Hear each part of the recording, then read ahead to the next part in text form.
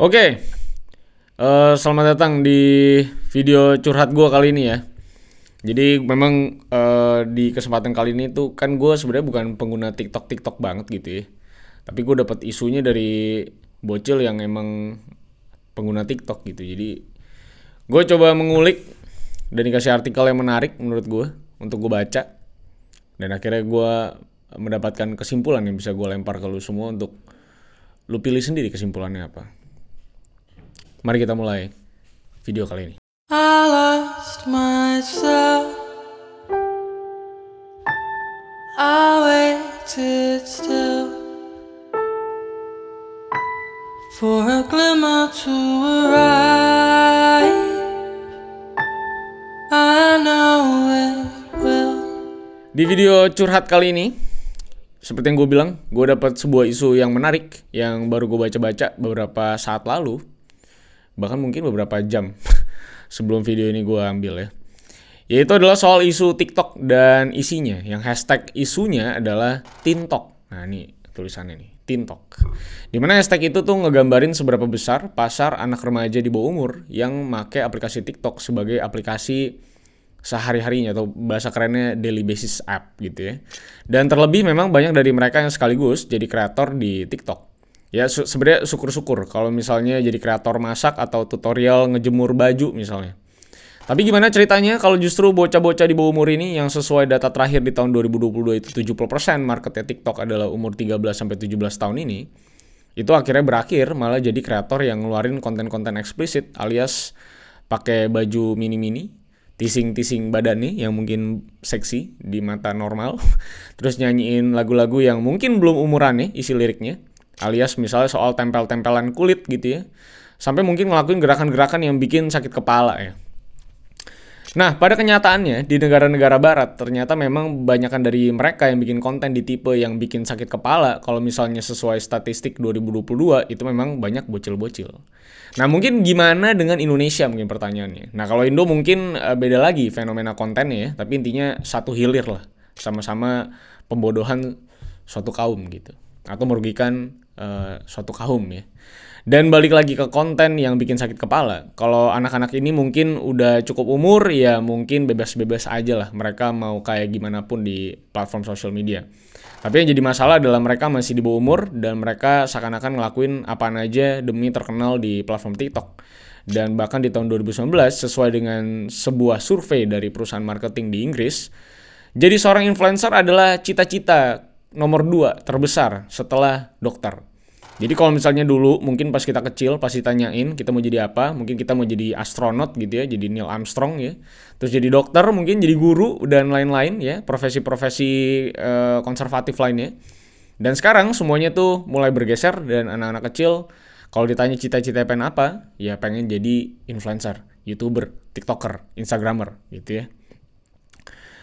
Salah satu studi kasus paling kuat dari isu anak-anak di bawah umur yang ngelakuin konten-konten yang bikin sakit kepala ini mungkin adalah yang terkuat menurut gue untuk bisa dijadikan study case adalah Jenny Popah yang mulai karirnya dari umur 13 tahun di TikTok dengan nama aslinya adalah Roseli Aritola.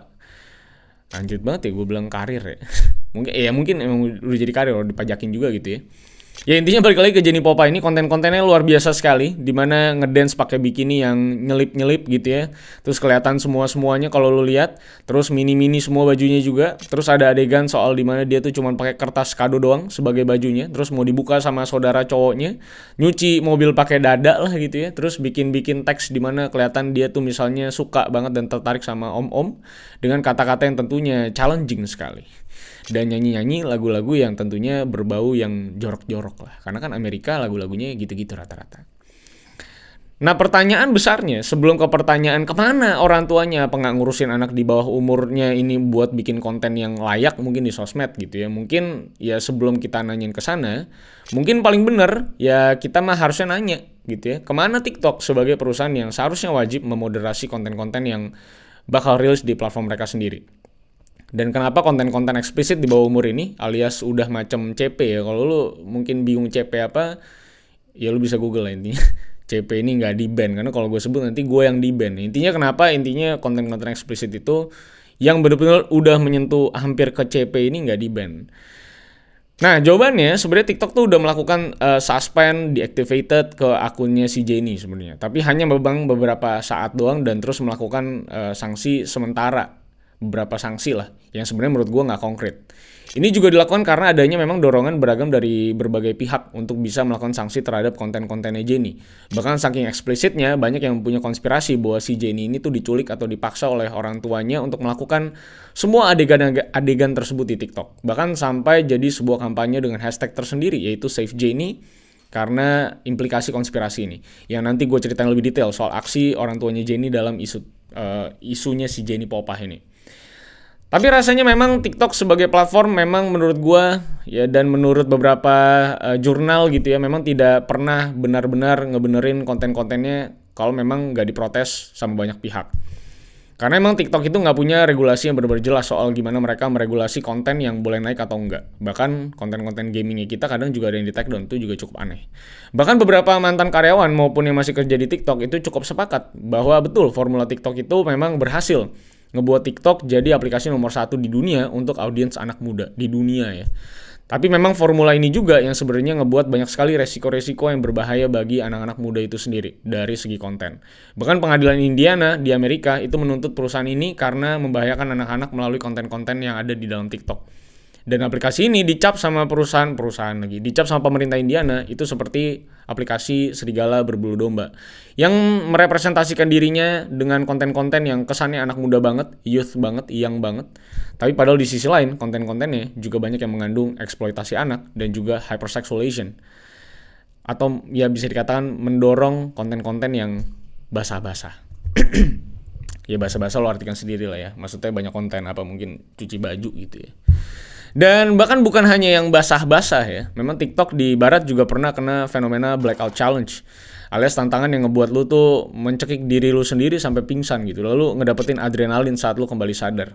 Dan karena tantangan ini, ada lebih dari 15 anak-anak di bawah umur yang meninggal dunia karena tantangan ini dalam kurun waktu 1,5 tahun. Dengan cara-cara yang cukup gila. Ada yang digantungan baju, ada yang di handle pintu, dan lain-lain. Dan memang akhirnya berujung ditemukan sama orang tuanya dalam keadaan sudah meninggal. Lo bisa bayangin karena nonton video di TikTok. Jadi lo bisa bayangkan seberbahaya apa sebenarnya sebuah aplikasi sosial media sebenarnya dengan konten yang semakin bebas di hari-hari ini. Yang memang di sisi lain ngehidupin banyak orang yang mungkin jadi kaya raya karena sebuah konten, ada yang bisa jadi sekolah tinggi karena konten, tapi ada juga yang kena resikonya karena konten-konten ini. Tapi di sisi lain memang makanya gue bilang juga sangat berbahaya untuk mayoritas audiens mereka sendiri. Dikarenakan moderasi yang cukup buruk dari TikTok. Dan memang audiens yang bisa dibilang rentan terhadap apapun gitu. Karena masih belum bisa memberikan barrier terhadap diri sendiri kan masih bocah-bocah soalnya. Dan fenomena-fenomena yang membahayakan itu sebenarnya bukan terjadi di barat doang. Karena Cina juga pernah kena fenomena TikTok soal ngadu kurus-kurusan. Ini juga pernah kejadian. Dan tentu dampaknya sangat buruk bagi anak muda yang akhirnya malah pada ngadu kagak makan, kagak minum demi nyemplung di tantangan gak masuk akal kayak gini. Ini kayak McGregor mau tanding besokannya ini biasanya gak makan gak minum nih. Demi weight liftnya itu apa misalnya dibilang pengukuran bebannya tuh pas gitu ya. Jadi udah kayak atlet MMA mereka ini ya. Maka dari itu ada salah satu mantan karyawan TikTok yang berurusan dengan keamanan konten itu sebenarnya pernah bilang bahwa TikTok tuh seharusnya punya seorang psikolog anak untuk bisa ikut mengkurasi konten dan bikin guideline untuk konten-konten yang diproduksi, khususnya yang diproduksi sama anak-anak di bawah umur atau setidaknya videonya mengandung anak-anak di bawah umur. Selain itu orang yang sama juga pernah minta live stream TikTok itu kalau bisa dikasih delay biar bisa jalan AI moderatingnya. Tapi sayangnya memang TikTok nggak mengindahkan saran ini dan menganggap bahwa nggak penting juga ada delay-delayan dan akhirnya ngerilis fitur live stream mereka pertama kali tanpa adanya fitur delay 5 detik. Dan TikTok juga secara jelas emang mempromosikan konten-konten basah dan aneh-aneh ini memang demi mendulang yang namanya views dan retention alias mempertahankan mata penonton selama mungkin yang mereka bisa. Walaupun untuk masalah regulasi konten, TikTok sendiri sebenarnya udah nge-hire lebih dari puluhan ribu orang. Bahkan beberapa di antaranya itu datang dari perusahaan-perusahaan seperti Facebook, Google, Twitter, dan kawan-kawan untuk sebenarnya ngebantu urusan moderasi konten.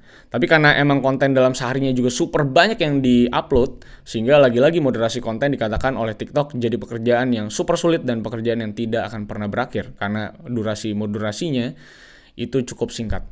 Ditambah satu statement dan regulasi yang menurut gua agak sakit, dimana kalau lu sebagai moderator konten dan ragu dengan sebuah konten apakah menyalahi aturan atau enggak, peraturannya adalah ya udah biarkan aja konten itu naik. Nah yang begini-begini akhirnya end up dengan konten-konten basah di bawah umur akhirnya bisa naik dan akhirnya bisa viral, bahkan masuk ke For Your Page atau FYP-nya TikTok. Dan di sisi lain TikTok nggak pernah ngasih sanksi yang jelas terkait konten-konten tersebut. Sekaligus memang kata beberapa mantan karyawannya bilang bahwa saking banyaknya orang yang di-hire TikTok, mereka tuh sampai kebingungan job desk asli mereka apaan dan siapa yang bertanggung jawab dalam sebuah atau satu divisi. Jadi bisa lo simpulkan secara sederhana bahwa fokusnya memang bukan membenahi kontennya, tapi memang fokusnya gimana cari yang namanya user dan nahan mata audiens selama mungkin yang mereka bisa. Dan ngasih konten-konten yang memang disukai sama publik. Dan itu hanya bisa terjadi dengan tentunya mayoritas konten-konten yang kayak begini, yang memang market besarnya juga adalah penikmat konten-konten basah macam gitu kan. Makanya konten-konten kayak gini kan mempersatukan bangsa kalau kata pepatah gitu ya. Jadi tentunya pasti rame banget.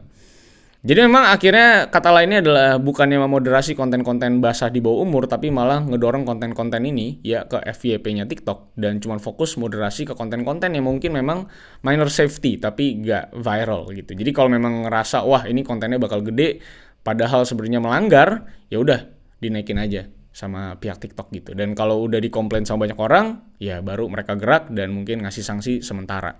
Mungkin itu yang ada di pikirannya TikTok. Ini mah kan feeling gue aja gitu ya, analisa murahan dari gue. Tapi pasti gue yakin TikTok tidak seperti itu, karena itu hanya feeling gue doang. Gue mah cuman ngambil dari kesimpulan artikel Bloomberg sama Wall Street Journal yang gue baca.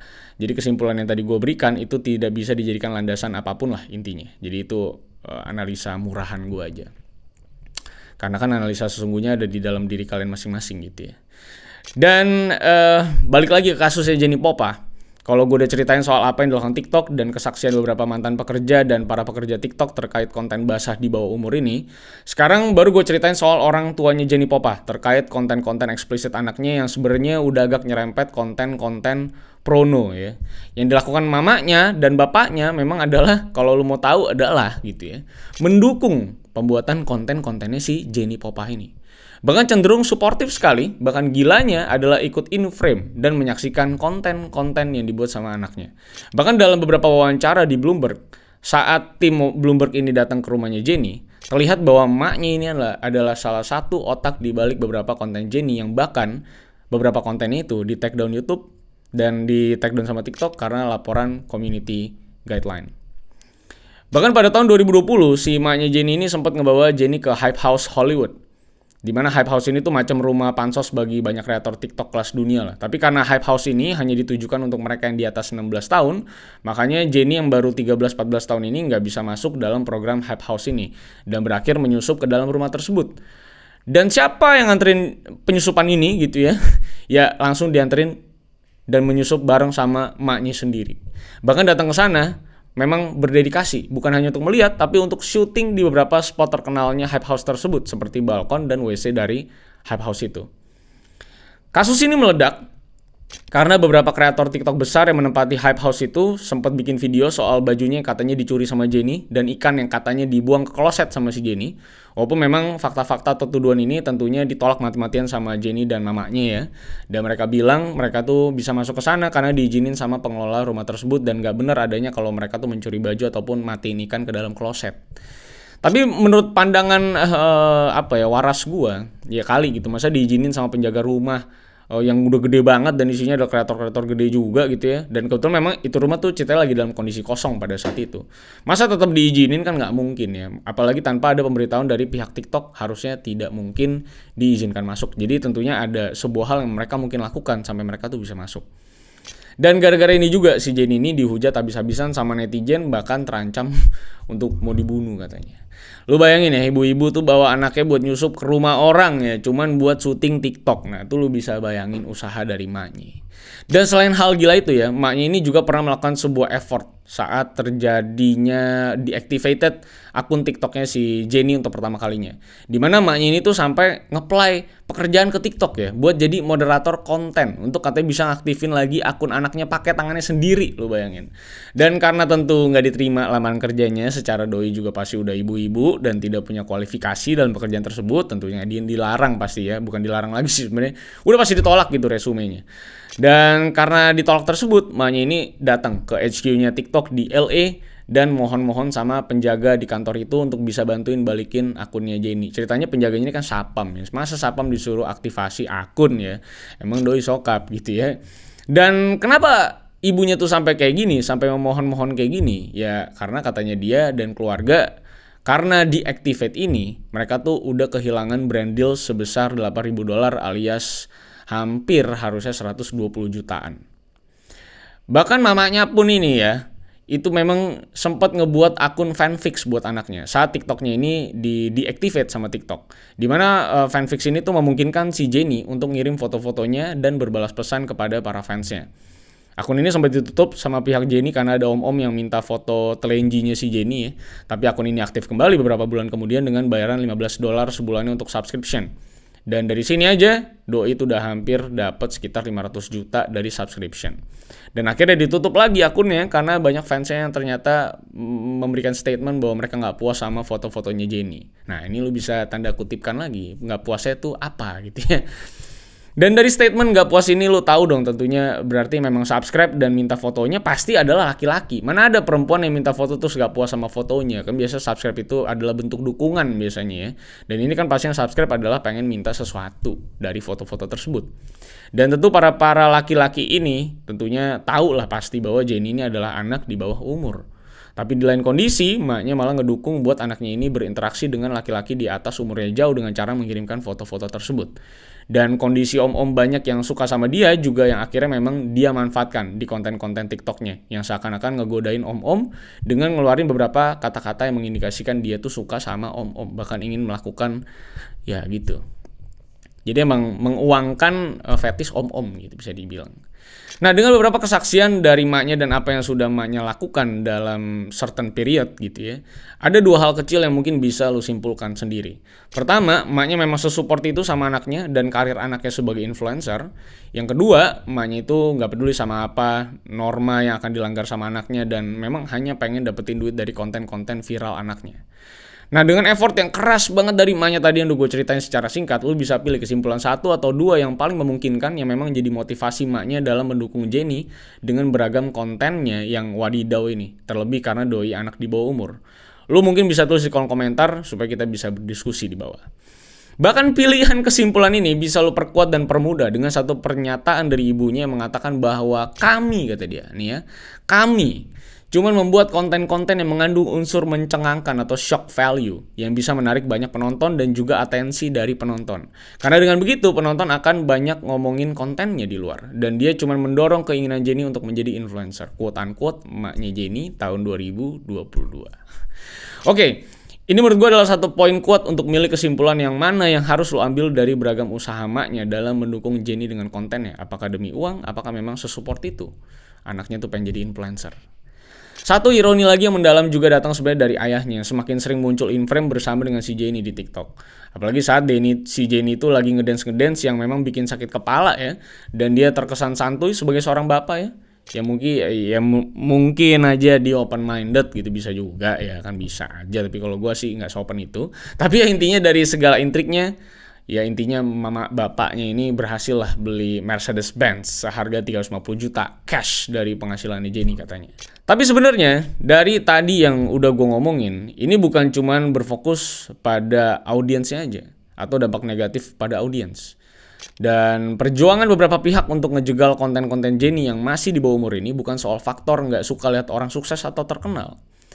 Tapi memang karena justru mereka yang bergerak ini itu peduli dengan keselamatan Jenny sebagai anak di bawah umur yang wajib dilindungi oleh community atau society. Ada sebuah perkataan makanya, kalau misalnya orang tuanya tidak berdiri untuk melindungi anaknya, maka orang lain harus berdiri dan melindungi anak tersebut. Karena memang ada satu peristiwa di mana si Jenny itu dapat pesan bahwa dia ini diliatin selagi tidur lewat jendela sama salah satu fansnya. Dan ini bikin si Jennie ini nggak bisa tidur selama seminggu karena merasa terancam. Dan selain itu, TikTok memang juga jadi lahan yang cukup basah bagi om-om yang suka bocil ya. Karena ada beberapa insiden di mana om-om itu chat-chatan sama bocah di bawah umur dan bahkan ketemuan di dunia nyata. Dan chat-chatannya itu via TikTok. Salah satu kasusnya terjadi di Amerika dengan pelaku bernama Moffat yang ditangkap FBI karena chat-chatan dan berhubungan sama anak di bawah umur, bahkan sempat tidak pakai apa-apa bareng coy di rumah. Kan gila ya. Dan ya apa yang dilakukan sama mereka berdua tentu adalah, gue yakin main karambol bareng ya. Mungkin kalah jadi buka baju ya. Jadi memang kalau gue ngomongin protes-protes besar-besaran dari berbagai pihak terhadap TikTok untuk lebih ketat dalam moderasi dan mengurangi konten-konten bocil bawah umur yang bikin konten-konten basah macam Jennie atau konten-konten tolol yang meresahkan gitu ya. Ini tuh memang menjadi beralasan banget karena memang TikTok tuh sudah disinyalir sebagai tempat berbahaya bagi bocil-bocil di bawah umur. Bahkan FBI mengiyakan ini hal. Makanya Amerika tuh punya tim moderasi TikTok sendiri untuk mengurangi resiko konten-konten di bawah umur dan yang membahayakan anak-anak kecil. Karena ini tempat ladangnya para predator versus alien nih kayak di TikTok ya. Dan selain perlindungan terhadap bocil-bocil, sebenarnya fokusnya juga ada pada orang tua yang punya tendensi memanfaatkan anak-anaknya untuk bikin konten-konten basah seperti ini demi uang. Karena duitnya memang nggak main-main, bahkan tercatat dari seorang anak berusia 15 tahun namanya tuh Piper Rockel yang punya jutaan followers, punya penghasilan lebih dari 10 miliar sebulan dari sosial medianya, lu bayangin. Dan ini dikelola sama maknya sendiri yang juga punya corporate sendiri bernama Piper Squad yang isinya adalah bocah-bocah lainnya yang memang digunakan sebagai objek konten. Dan bocah-bocah ini juga yang akhirnya nuntut maknya si Piper ini karena merasa dieksploitasi secara seksual maupun financial. Bahkan dari banyaknya tuntutan yang dilayangkan ke mamanya si Piper ini ya. Mamanya ini tuh katanya pernah ngejual celana dalam anaknya ke seorang fans demi duit, Pak. Sakit jiwa sekali.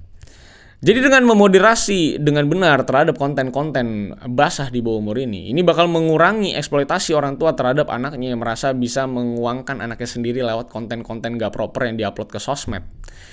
Kenapa namanya TikTok ya? Karena ini terjadinya di TikTok lah. Sebenarnya sih ke semua sosmed gitu sama aja gitu ya. Dan memang akhirnya kalau ini dibiarkan ini bakal jadi efek bola salju ke society di mana bakal banyak orang tua yang mulai berpikir bahwa wah enak juga nih kalau punya anak cakep bisa gue manfaatin jadi mesin duit. Karena kan gak semua orang tua baik juga gitu kan. Dan di sisi lain juga memang menjaga perilaku anak di bawah umur untuk tetap berperilaku sesuai koridor usianya dan gak menormalisasi kelakuan-kelakuan yang ada di sosial media. Jadi sebenarnya konten ini bukan untuk menyalahkan TikTok gitu ya. Karena gue yakin TikTok sudah melakukan berbagai macam effort seperti yang sudah tadi gue katakan gitu ya. Dan kesimpulan yang gue bilang tidak bisa melandaskan kesimpulan apapun sebenarnya. Tapi intinya lu udah gue kasih pro cons-nya dari TikTok gitu ya. Dan lu bisa baca artikel lengkap di Bloomberg sebenarnya. Ada di Wall Street Journal juga. Jadi bisa lu baca secara lengkap. Lu bisa cari-cari sendiri. Banyak banget jurnalnya. Dan ya, kalau misalnya kalian adalah orang tua yang sudah punya anak gitu ya, apa yang akan kalian lakukan? Kalau misalnya anak-anak kalian yang di bawah umur ini melakukan joget-joget yang luar biasa dengan baju-baju yang luar biasa, apakah kalian akan mendukung atau mensupport? Atau memang pola pikir dan sudut pandang gue aja yang salah? Kalau misalnya ada kata-kata bahwa Jennie Popah ini sebenarnya udah bentar lagi 16 tahun 17 tahun. Jadi dia akan bebas dan dia akan kembali lagi ke For Your Page karena TikTok sebenarnya udah memoderasi bahwa tidak akan ada konten yang memang diproduksi sama anak di bawah 16 tahun itu bisa masuk ke For Your Page gitu sebenarnya. Ada regulasi itu sekarang. Dan makanya nanti si Jennie Popah ini kan udah mau dewasa ya. Jadi dia udah boleh bikin konten itu udah bebas lagi tuh dia. Udah bisa lagi di TikTok. Tapi intinya adalah yang gua pertanyakan adalah bagaimana kalau misalnya lo punya anak dan konten-kontennya kayak gitu. Dan sebuah statement yang tadi pengen gue kasih tahu adalah Jennie memang ngomong bahwa gue gak akan berhenti membuat konten-konten kayak gini hanya karena ada 1, 2 atau segelintir orang yang mungkin punya pikiran jorok gitu ya. Nah tapi makanya gue bilang tadi bahwa ini bukan hanya untuk masalah audiensnya doang, tapi untuk keamanan dia sendiri gitu. Ini yang berbahaya.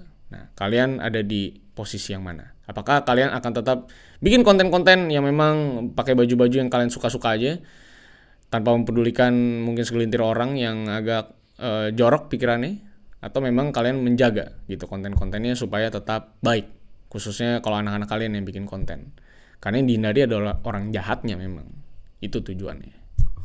Yaudah, sampai jumpa semuanya di video selanjutnya. Kalau misalnya kalian punya pandangan, opini, kalian bisa tulis kolom komentar, kita bisa berdiskusi di bawah. Dan sampai jumpa semuanya di video selanjutnya, karena masih banyak hal yang menarik yang bisa kita curhatin gitu ya. So, kalau misalkan suka, sekali lagi silahkan like, share, subscribe, follow gue di @rivalsantosa. Kalau misalkan kalian punya isu atau topik yang menarik untuk gue bahas. Sampai jumpa semuanya. I lost myself. I waited still for a glimmer to arrive.